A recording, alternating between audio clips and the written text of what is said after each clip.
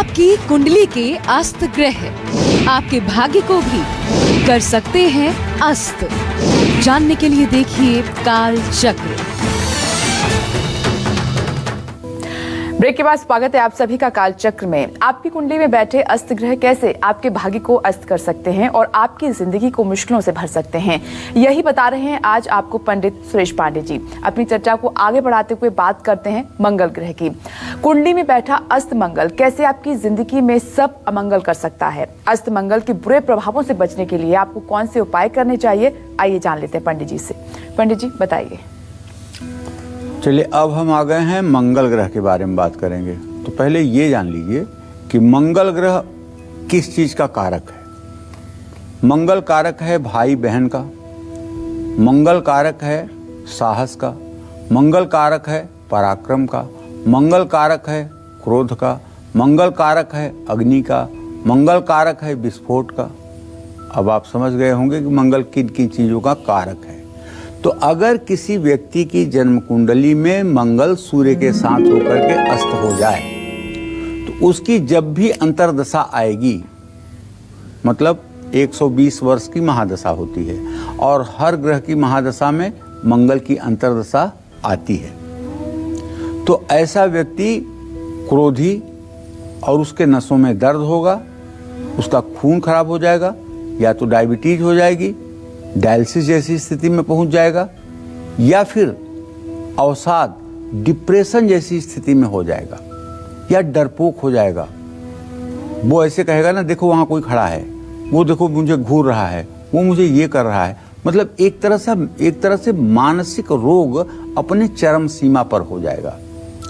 अस्त मंगल पर अगर राहु केतु का प्रभाव होगा तो व्यक्ति दुर्घटना, मुकदमा या किसी लंबी बीमारी का भी शिकार हो सकता है। और ये मंगल राहु के कंपैक्ट में ज्यादा होता है। इसके लिए आप जितने साल के हैं उतने ग्राम का चांदी का नाग बनवाइए और शिव मंदिर में पंचमी तिथि पर रुद्राभिषेक करिए, और रुद्राभिषेक करके वो चांदी का नाग सर्प सुक्त ब्राह्मण पढ़े और आप उसे हाथ में ले करके शिवलिंग पर रख दें। मेरा विश्वास है कि अगर ये उपाय आप कर लेंगे तो दुर्घटना से आपका बाल बांका भी नहीं होगा। मंगल अगर आपकी कुंडली के छठे भाव में और पापग्रह के प्रभाव में है तो ऐसा व्यक्ति अस्वस्थ रहेगा, उसका डायबिटीज की संभावना बढ़ जाएगी। वैसे तो शुक्र शनि का संयोग नहीं बनेगा तो कैंसर नहीं होगा, लेकिन अगर शुक्र शनि का भी संयोग बन जाए तो कैंसर भी देता है मंगल, और चोटग्रस्त व्यक्ति हो जाता है। इस प्रकार अगर मृत्यु भाव के स्वामी के साथ और या मृत्यु भाव के ग्रह के प्रभाव में मंगल हो जाए तो ऐसे व्यक्ति की आकाशीय बिजली गिरने से,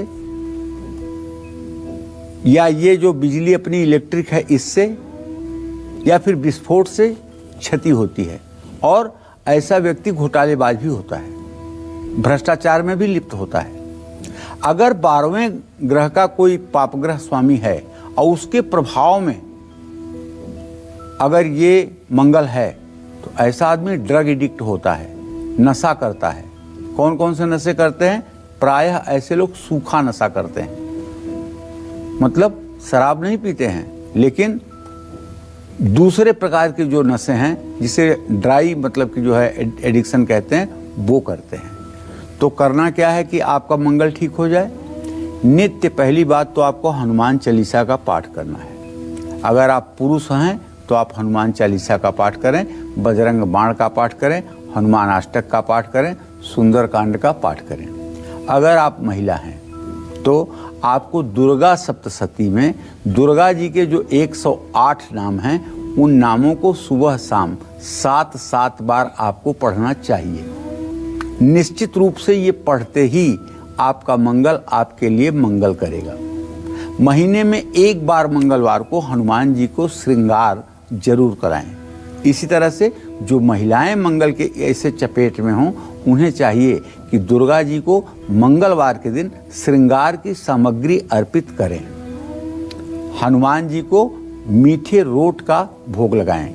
हनुमान जी को अनार, केला, केसर, लड्डू का भोग लगाएं और अपने भाई को, साले को, जीजा को सबसे रिश्ते अपने मेंटेन रखें। बंदरों को गुड़ और भुने हुए चने भी आप खिला सकते हैं। जिसका मंगल खराब हो उसे रक्तदान भी करना चाहिए और रोगियों को मुफ्त में दवा भी बांटनी चाहिए। घर में रामायण का पाठ अगर हर रोज हो तो इससे सुंदर तो कुछ हो ही नहीं सकता है। और मंगलवार को ना तो मिट्टी खोदें और ना ही गोबर से लीपें और ना ही मंगलवार के दिन किसी तरह से भूमि संबंधी कार्य को करें। इस बात का ध्यान रखें। और आइए अपनी चर्चा को आगे बढ़ाते हैं। सूर्य, चंद्र और मंगल की तो बात हो गई, अब बात करते हैं बुध ग्रह की। कुंडली में बैठा बुध ग्रह अगर अस्त हो तो व्यक्ति को किन मुश्किलों और बीमारियों का सामना करना पड़ सकता है। साथ ही अस्त बुध के बुरे प्रभावों से बचने के लिए कौन से उपाय करने चाहिए, आइए जान लेते हैं। पंडित जी, अब बुध ग्रह के बारे में बताइए कि अगर बुध ग्रह कमजोर है व्यक्ति का तो उसको किस तरह की मुश्किलों का सामना करना पड़ सकता है और साथ ही उपाय। देखो, बुधेन बुद्धि सदनर्ष संस्था। बुध जो है सीधा सीधा बुद्धि का कारक है। बुध मित्र का कारक है। बुध मामा का कारक है। तो बुध जो है त्वचा का कारक है। स्किन का कारक बुध है। अगर किसी की कुंडली में चंद्रमा शनि बुध को प्रभावित कर रहे हैं तो ऐसे आदमी को स्किन डिजीज होगी और भयंकर वाली होगी। अगर कुंडली में बुध ग्रह अस्त है और उसकी अंतर्दशा चल रही है तो व्यक्ति के अंदर विश्वास की कमी आती है। फैसला लेने में देरी करते हैं। बुध जिनका अस्त होता है ऐसे व्यक्ति तनाव में रहते हैं। शरीर में ऐंठन, श्वास, चर्म रोग और गले के रोग की संभावना बढ़ जाती है। बुध अगर मृत्यु भाव के मालिक के साथ प्रभाव में उसके हो तो ऐसा व्यक्ति अस्थमा और दमा रोग का शिकार हो जाता है। मानसिक उन्माद, मानसिक अवसाद और किसी अपने व्यक्ति के मृत्यु का शोक भोगना पड़ता है। द्वादशेश के पाप प्रभाव में आने पर व्यक्ति किसी नशे का शिकार हो जाता है और रोगग्रस्त भी हो जाता है। देखिए, बुध ग्रह अगर आपका खराब होगा तो आपका मामा ही आपके लिए दुश्मन बन जाएगा। बुध अगर आपका खराब होगा तो आप चाहे जितना कंपटीशन की तैयारी कर लीजिए, लेकिन सफलता आपको इसलिए नहीं मिलेगी कि आपकी पढ़ाई का 50% तो आपके दिमाग से स्लिप हो जाएगा, इसलिए कि बुध ग्रह आपका अस्त है।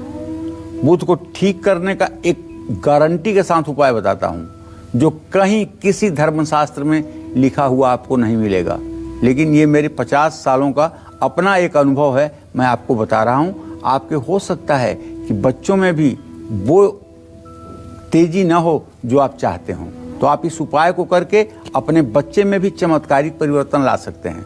वो क्या करना है मैं बता रहा हूँ। आप जिस भी व्यक्ति का बुध ग्रह अस्त हो या बुध ग्रह कमजोर हो, उसको कहिए कि पूरब मुंह करके एक ऊनी आसन बिछा करके सूर्योदय के समय स्नान करके बैठ जाए और आंख बंद करके अपने वॉयस बॉक्स पर माने कंठ पर ध्यान देकर, आंख बंद करके यहाँ ध्यान दे करके ओम बुंग बुधाय नमः, ओम बुंग बुधाय नमः, इस मंत्र को 24 मिनट जप करें। आप विश्वास करिए 125 दिन तक लगातार अगर इस उपाय को कर दिया जाए तो मैं दावे के साथ कह सकता हूं कि ऐसे व्यक्ति की स्मरण शक्ति का लोहा दुनिया को मानना पड़ेगा। क्योंकि जब आप ओम बुंग बुधाय कहते हुए और अपने वॉइस बॉक्स पर ध्यान देंगे तो बुध की स्पार्किंग यहीं होगी। जिन लोगों का बुध नीच ग्रह का होता है वो लोग अगर एक गाना गा दें तो शायद पूरी दुनिया भाग जाएगी। तो बुधवार को साबुत मूंग पंछियों को डालिएगा और बुधवार को हरे रंग का रुमाल अपने पास रखिएगा। बुधवार को गाय को गुड़ के साथ रोटी खिलाइएगा और माँ दुर्गा के मंदिर में बुधवार को दर्शन करने जरूर जाइएगा।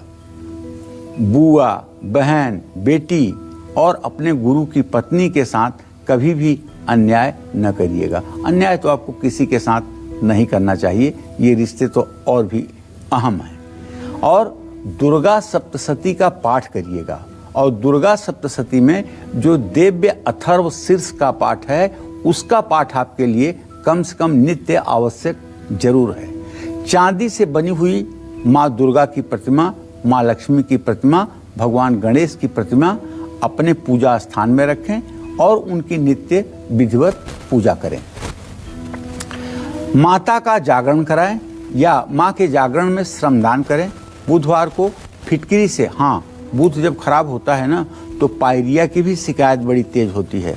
ऐसे आदमी के मुंह से बदबू भी आती है और ऐसे लोगों का कान भी बहता है। कान के पास अगर उनके आप बैठ जाइए तो कान से भी दुर्गंध आती है। ऐसे लोगों के कान का पर्दा भी फटता है, कान से मवाद भी निकलती है।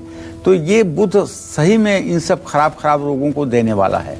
तो ऐसे में पानी में फिटकरी डाल करके, गुनगुने पानी में, और मुंह में वही पानी ले करके कम से कम 5-7 बार सुबह, 5-7 बार शाम को अगर कुल्ला किया जाए तो निश्चित रूप से मुंह के रोग में, ये जो मुंह से दुर्गंध आती है, इसमें कमी आएगी। महिलाएं जिनका बुध अस्त है उन्हें अपनी बाईं नाक जरूर छिदवानी चाहिए। जब तक बाईं नाक नहीं छिदवाएंगी तब तक विवेकपूर्ण कोई अपने जीवन में निर्णय नहीं ले पाएंगी और ना ही मायके में ना ही ससुराल में कहीं सम्मान नहीं मिलेगा। और जिस दिन नाक छिदी उसी दिन से उनकी बौद्धिक क्षमता का जागरण हो जाएगा और वो सही निर्णय लेने में सामर्थ्यवान बन जाएंगी।